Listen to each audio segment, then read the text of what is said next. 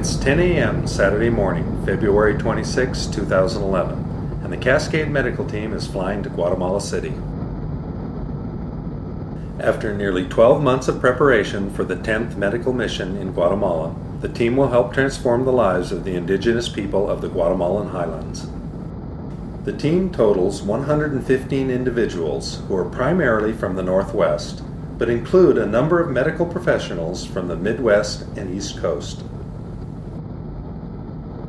Their ultimate destination is a community college campus located on the northern rim of a huge volcanic caldera, overlooking both the town of Solola and beautiful Lake Altiplano.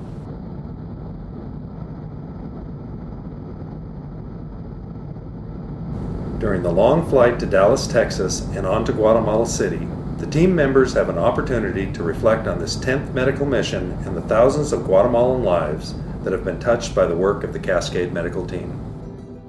The inception of the Cascade Medical Team began with the work of Steve Miller, who joined with other organizations in the 1980s to aid the victims of Guatemala's 30-year civil war.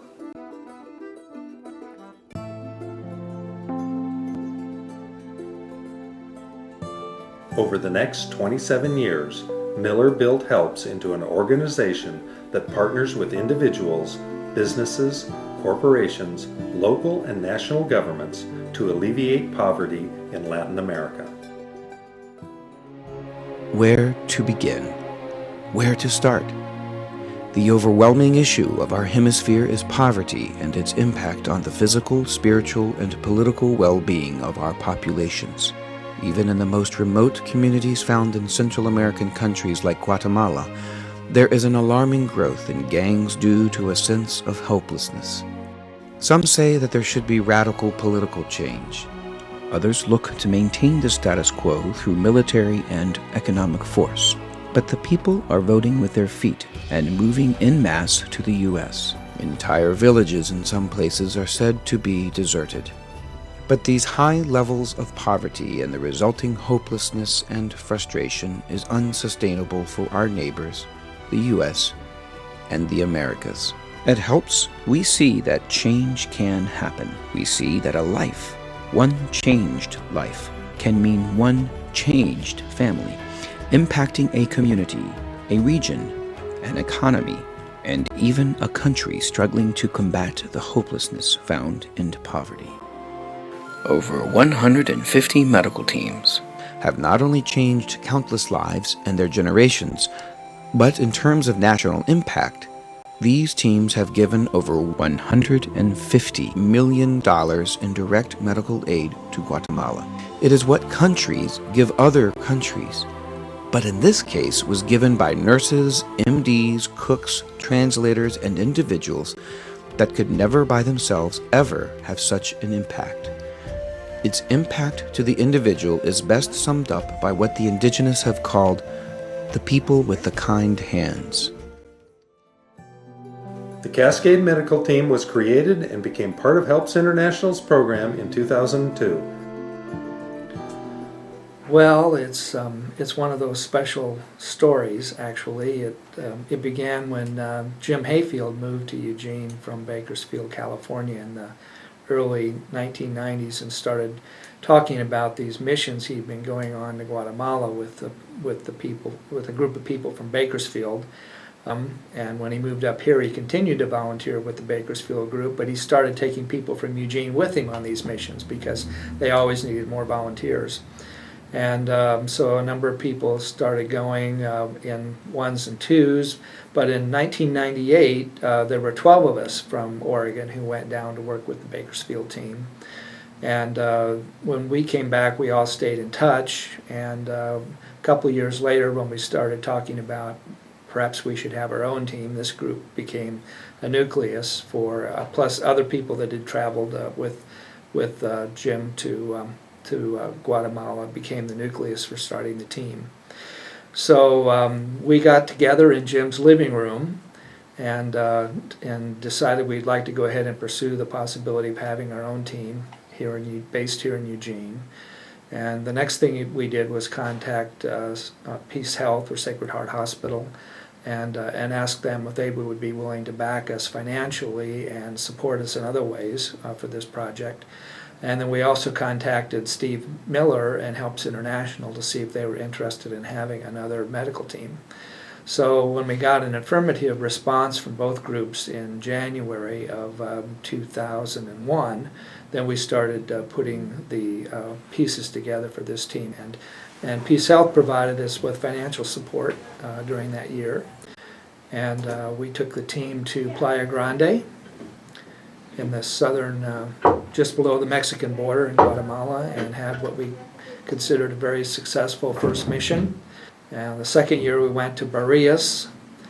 We began to see that it would be advantageous to stay in one place for a while in terms of being known in the community and developing relationships with the community leaders and local physicians and so on. So we settled on the Solola area, which was a new area for HELPS, and the first 2 years at Solola we worked in the health ministry clinic.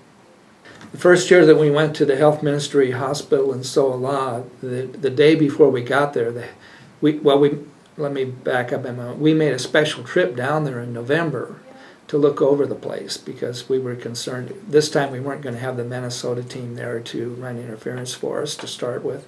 And so we wanted to take a look at the site ourselves. We went down and negotiated quite a few items about how we were going to work with the hospital commander. And then when it came time to go, the day before we arrived in Guatemala, the hospital commander was fired because they had a new president in Guatemala and they had a new minister of health, and he fired all the hospital directors and promoted one of the physicians who was in the hospital to become the director. So he got this new job on Friday, and on Saturday and Sunday all these gringos started arriving. He didn't know anything about why we were supposed to be there, and frankly he wasn't very interested in us being there and helping us at all. In fact, we had to call the HELP staff, and Steve Miller called the health minister. So after getting his job on Friday, this new hospital director on Sunday afternoon gets a call from his boss in Guatemala City telling him to give the gringos everything that they want and be cooperative. So on the surface he was very cooperative, but underneath he was not a happy camper. After the difficulties of working in a health ministry hospital, which was a working hospital, and making them move over to make space for us, then we decided we would try to work at the Universidad de Valle campus, and that's where we've been for the last 6 years now.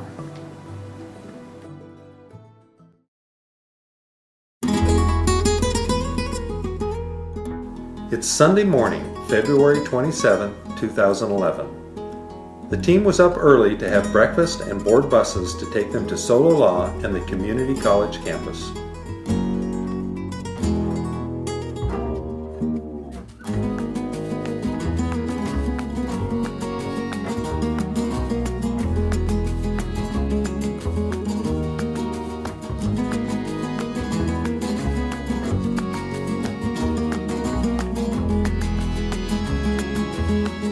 The 3-hour bus ride took them through the heart of Guatemala City and into the hills and mountains of the Guatemalan highlands.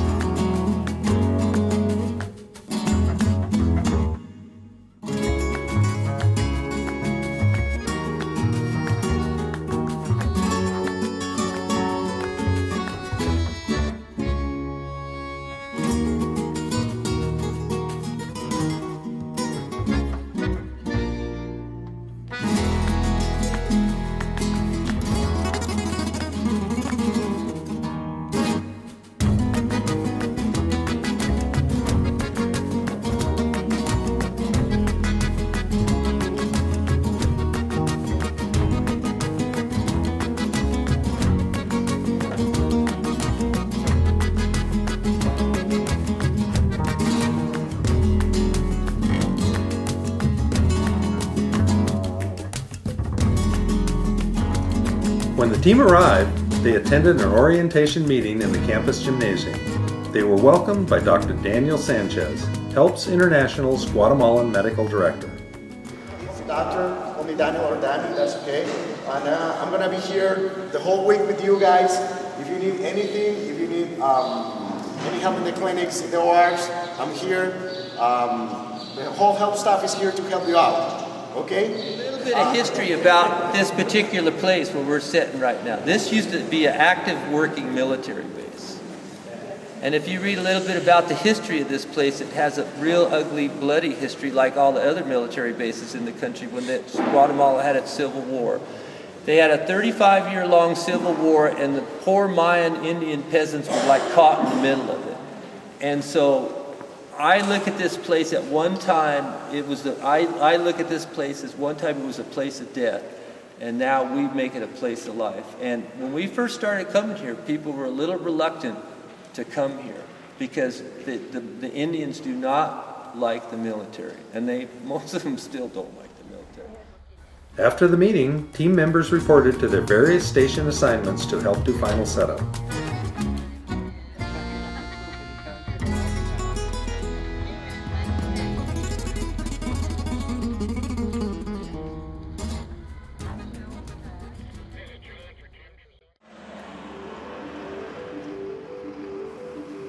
On Monday morning, February 28th, the Cascade Medical Team swung into full operation. Patients were standing in a long line outside the main gate. One by one, they were admitted and first processed at triage, where each person's medical needs were identified. During the week, a total of 1,265 patients were seen at triage.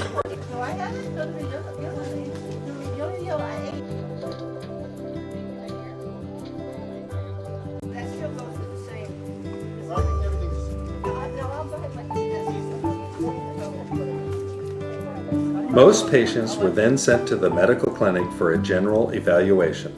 A majority were treated by the doctors and nurse practitioners. Others were evaluated and sent to the hospital to be scheduled for surgery. Over a 5-day period, a total of 1,265 patients were seen at the medical clinic.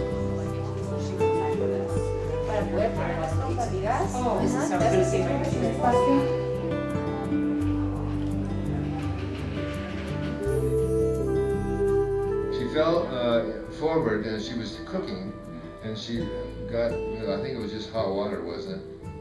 Oil. Splashed on her face and burned her face, burned her eye, burned her chest here.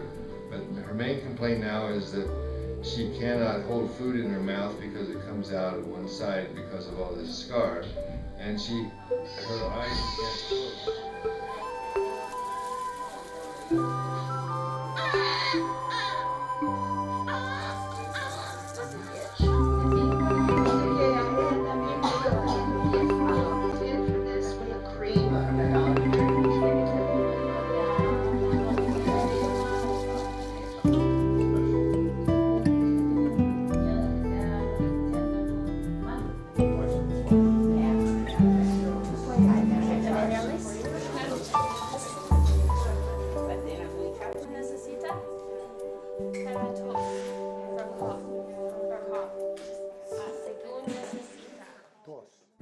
Personnel at the medical clinic also participated in the outreach program. Each day, a team of 5 medical professionals traveled to a nearby village selected by Helps International to provide basic medical assessment and treatment. Over the week, the medical outreach team saw a total of 457 patients.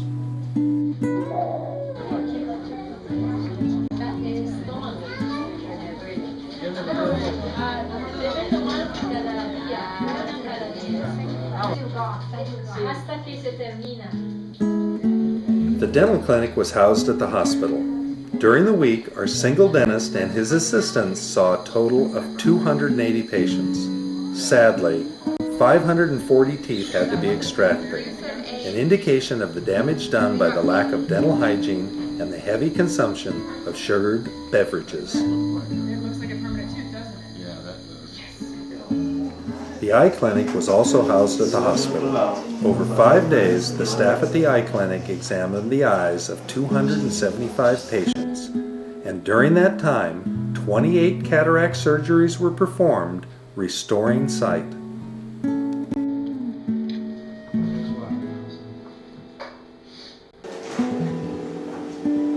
Maybe into the corner of So what we're looking at on my right is the actual lens that's implanted. Wow, and then on the left is a cataract that was removed. Yes. extracapsular cataract extraction, so it comes out whole. Patients who were surgery candidates were referred to the hospital and examined by the surgical team according to the patient's needs and then scheduled for surgery.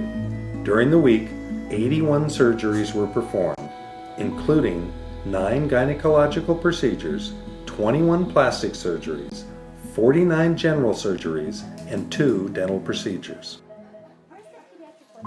When a surgical procedure was completed, the patient was sent to the surgical ward for recovery.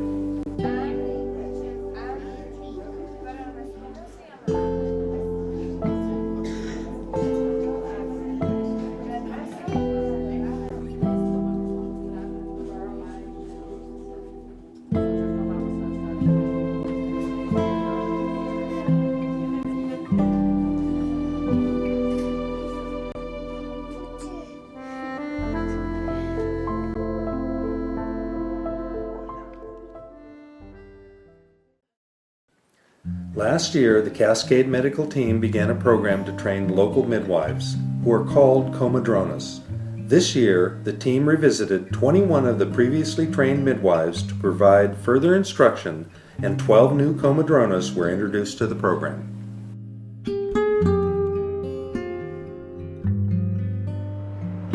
Throughout the week, CMT's Community Development Team, also known as the construction team or stovers, went out into various villages to install highly efficient wood-burning stoves. 2 stoves were installed, an outside stove known as a nishtamal and an inside stove called a plancha. Together, these highly efficient wood-burning stoves greatly reduce the presence of smoke and particulates in the air in the homes. The smoke in the homes has been a major cause of respiratory ailments in Guatemala. The stove combinations are purchased by the homeowners, though the cost is subsidized by the Cascade Medical Team. After each dual installation, members of the Community Development Team conducted training sessions on the proper use and maintenance of the stoves.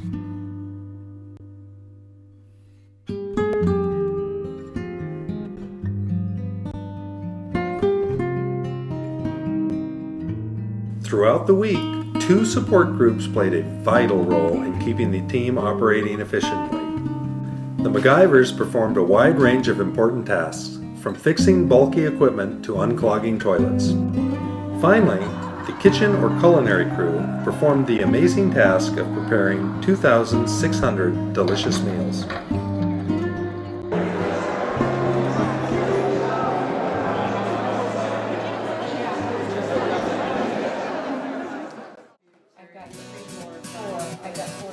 On Saturday, the team spent the morning packing.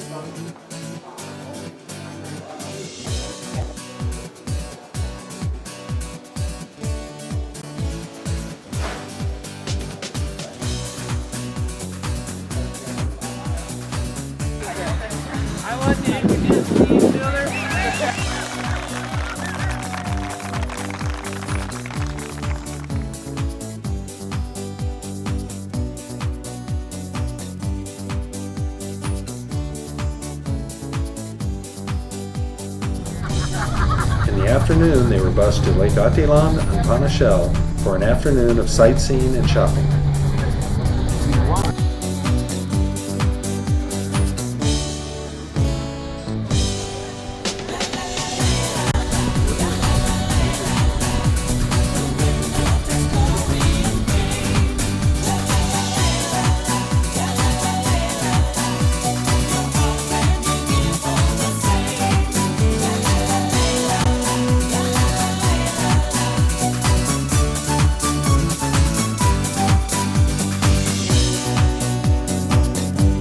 On Sunday, the team was bused to Antigua for 2.5 days of R&R.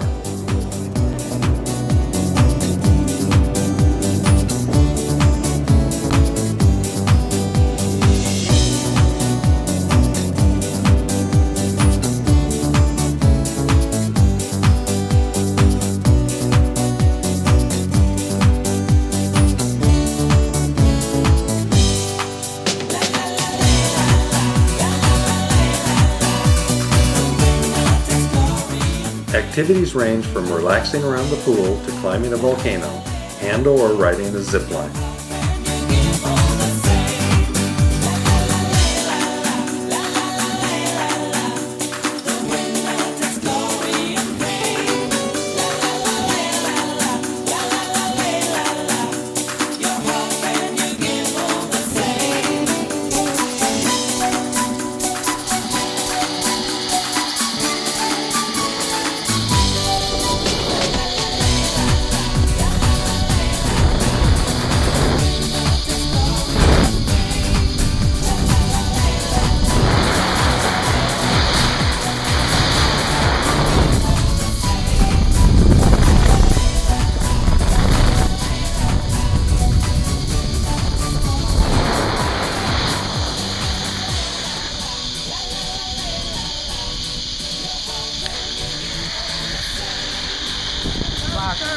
Step up here, please. I had some more. More and more and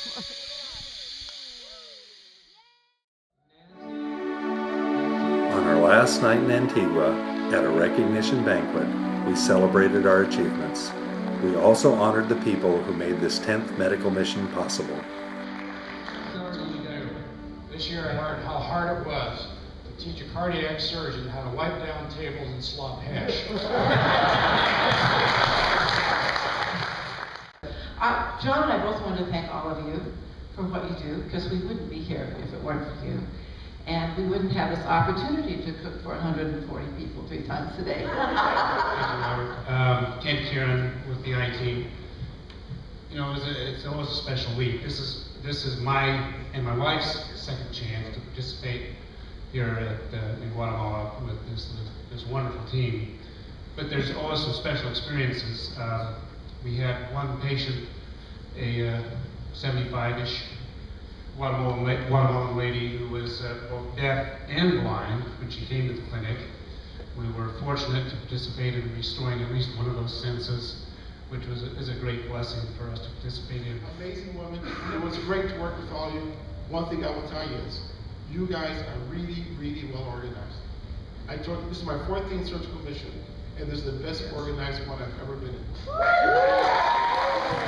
Hello. I don't have a speech or anything, but I would just like to say that all you guys that come are awesome, and I want to give a special shout out to my dental crew. We got a chance to work with them, and they were awesome, and my mom, who worked so hard, and I want You people, can those that are, this is their first team, stand up, please? Wow.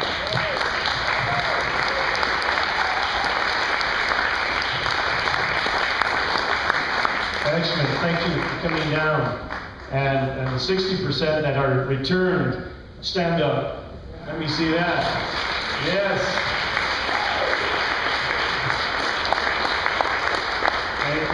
Thank you. So, you know, it's wonderful to see all you, the 60% that come back, but also that 40% that come in new and are going to have stories to go back and tell family members, neighbors, you know, the brothers, the sisters, and the front across the range people and all, because this is what makes helps. What you all do is what makes helps work in this country. If it weren't for people like you that are willing to give up their time, their families, their vacation time a lot of times, and dedicate your own lives to help other people, I mean, that's what this world should be about. That's what's going to change this world. Just to give you a little bit of an update, I started out with the stove team, and I just wanted to tell you all, with these 90 stoves that were installed this last week, we have installed a total in Guatemala and Mexico of 96,336 stoves. It's not a part-time thing or a 2 or 3 month deal. These are stoves that are continuing to be used and continue to save lives, continue to save the environment, continue to save trees. Each stove saves 1 tree per month. Can you believe that? So that's 96,000 trees per month that we're saving now through this. And the lives of times 5 or times 6, depending on the country we're talking about. So that's huge. So thank you very much. Thank you for coming. Thank you for coming back. And for those that this was their first year, we hope to see you again next year. So thank you, thank you, thank you.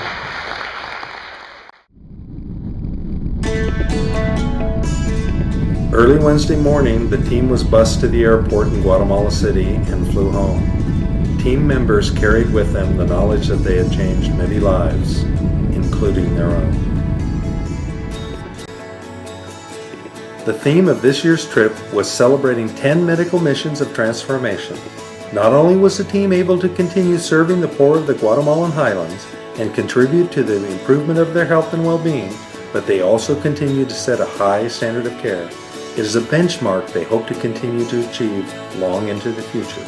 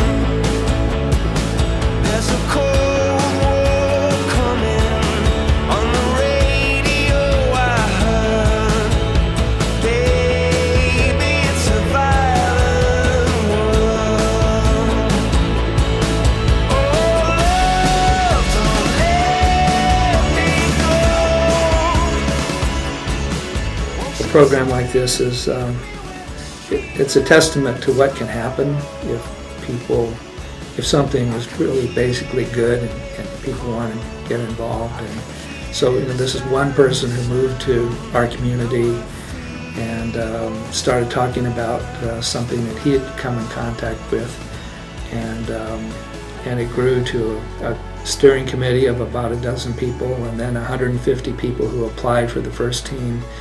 And now we've had 600 some different volunteers go down on 10 and soon to be 11 medical missions in Guatemala, plus medical weekend events for free treatment here in Eugene, and construction teams, and all the things that we're doing in Eugene. It shows what I would call the hand of God at work.